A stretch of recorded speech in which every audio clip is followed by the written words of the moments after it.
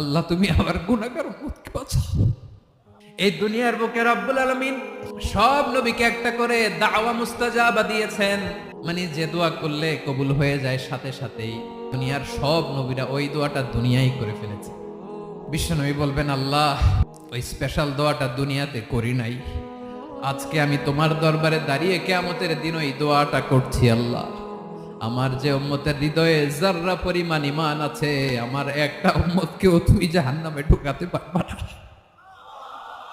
বিশ্বনবী পাগলের মতো একবার হাউজে কাউসারে যাবেন, একবার সিরাতে যাবেন, একবার পুলসিরাতের দিকে, একবার হাউজে কাউসারের দিকে পাগলের মতো দৌড়াতে থাকবেন, তার কোনো গুনাহগার উম্মত যাতে জাহান্নামে ঢুকে না যায়। উম্মতি উম্মতি, বিশ্বনবী আমার জন্য কাঁদবেন, আপনার জন্য কাঁদবেন, আমাদের জন্য সেদিন কেঁদে কেঁদে জাহান্নামের দরজায় দাঁড়িয়ে আমাদেরকে টেনে টেনে জান্নাতে ঢুকাবেন।